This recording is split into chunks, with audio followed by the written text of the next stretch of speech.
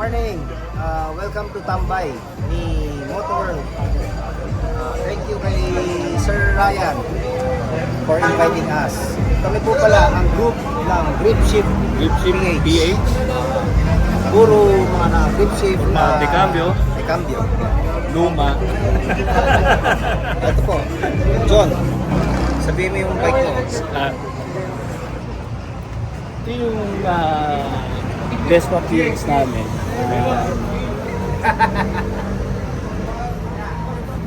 Bali 1997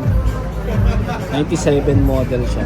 Pero pinagawa ko na ng disc brake ko eh. Actually dapat lang yan, drum brake. Drum brake, naka-disc brake na sir. Pinaano ko yung disc brake. Tapos, sir, sa maintenance sir, di mo kayo nahihirapan? Hindi. Madali.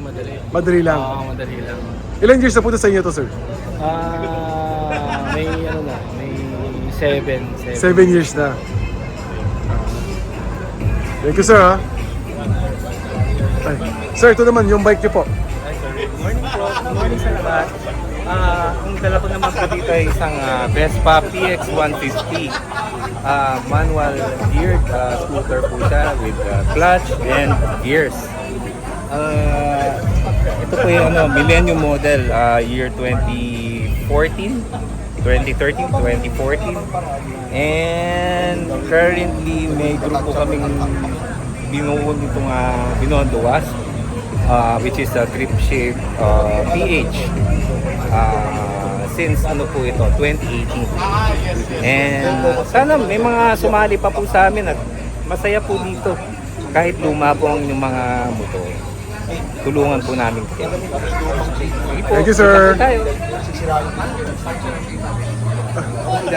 Sir. Yes, good morning, sir.